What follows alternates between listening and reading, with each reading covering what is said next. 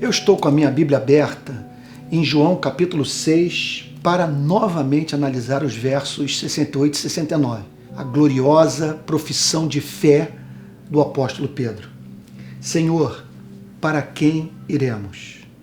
Tu tens as palavras da vida eterna e nós temos crido e conhecido que tu és o Santo de Deus.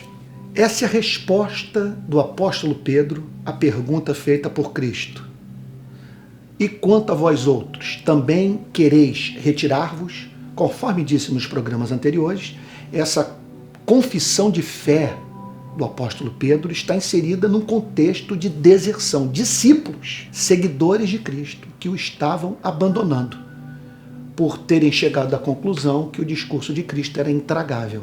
Jesus deixa a multidão partir, fica com os 12 e vira-se para eles e faz essa pergunta, que demandava dos 12 muita integridade intelectual e fé, bem como amor por Cristo. Porque se é para ficar do lado de dentro, é para fazê-lo nos termos de Cristo, do seu evangelho, e não para tentar, do lado de dentro, perverter a fé, inventar um Cristo e converter o evangelho aos apetites egoístas do espírito humano. Então o apóstolo Pedro pega a palavra e diz a seguinte coisa: Senhor, para quem iremos? Tu tens as palavras da vida eterna. Sobre essas duas declarações iniciais, já fizemos análise nos programas passados. Nós vamos agora para a última frase do apóstolo Pedro. Eu diria que nós estamos aqui diante da profissão de fé do coração convertido.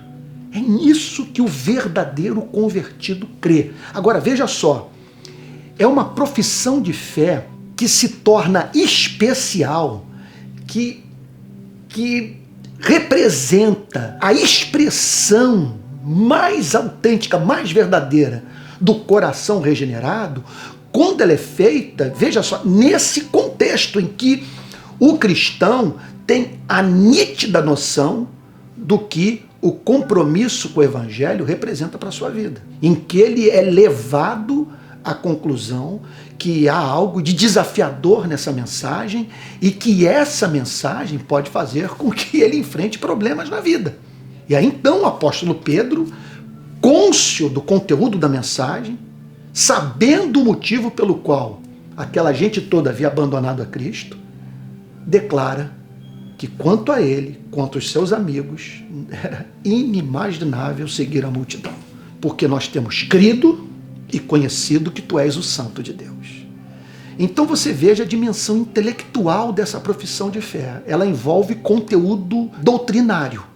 Porque se você pega a palavra Cristo e a esvazia do seu conteúdo, sabe, resta um ídolo chamado Cristo. E isso pode acontecer.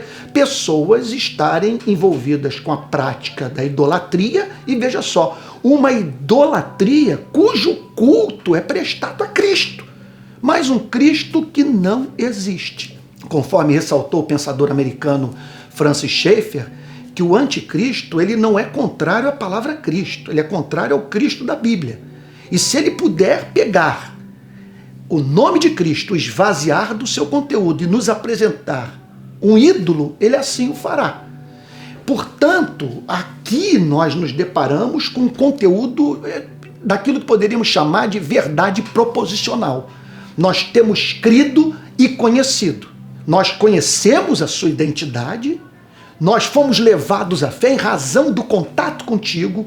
Veja só, nós depositamos a nossa esperança em ti, que é o sentido da palavra crer, porque é mais do que assentimento intelectual. É assentimento intelectual que é seguido de confiança.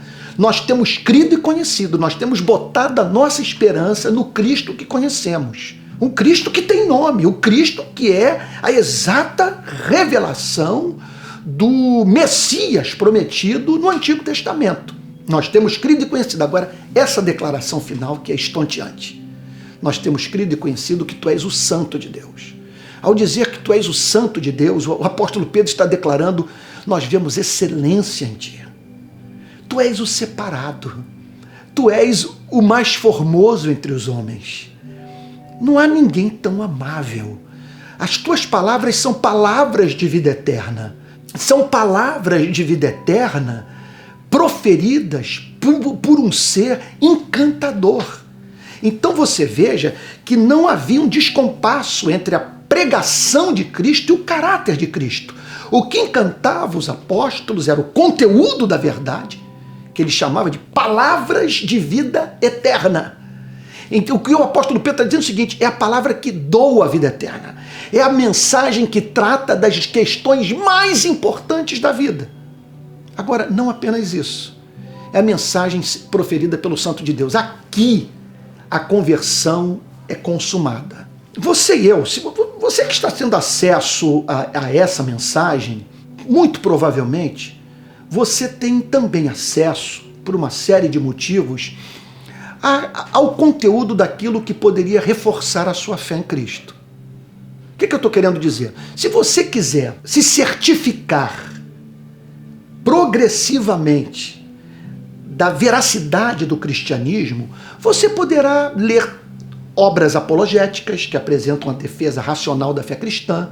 Você vai poder estudar sobre manuscritologia, vai poder, por exemplo, se certificar do fato de que as cópias dos originais do Antigo e do Novo Testamento preservaram o conteúdo da revelação e que a evidência manuscritológica para tal. Você também poderá se familiarizar com os argumentos clássicos sobre a existência de Deus, o argumento ontológico, teleológico, antropológico, cosmológico. Você também poderá se familiarizar com as evidências históricas da pessoa de Cristo, da sua morte, da sua ressurreição. Agora, o que falar da tribo Concomba, para a qual o meu companheiro de turma de seminário teológico, Ronaldo Lidório, pregou o evangelho na África? Como que aquela gente se converteu? Como que um índio se converte? Uma pessoa que não tem acesso a C.S. Lewis, a Blaise Pascal, sabe? Uma pessoa que não tem acesso aos tratados teológicos, aos prolegômenos das obras de teologia sistemática. O que consuma a conversão dessa gente, o que faz com que essa gente, na ausência desses argumentos, dessas provas, dessas evidências, se converta, é a revelação da beleza do Pai na face do Filho. É quando Cristo, através da pregação do missionário, é tornado pelo Espírito Santo tão excelente para o ouvinte da palavra, que esse é levado, em razão do contato com essa beleza, ser tomado da certeza absoluta que Jesus Cristo é o Santo de Deus. Então, que Deus lhe conceda graça para revelar a beleza de Cristo, a excelência de Cristo, para revelar esse elemento de amabilidade presente no ser de Cristo, a fim de que você jamais possa dizer: é duro esse discurso. Pelo contrário, para quem iremos? Tu tens as palavras da vida eterna e és o Santo de Deus, absolutamente amável.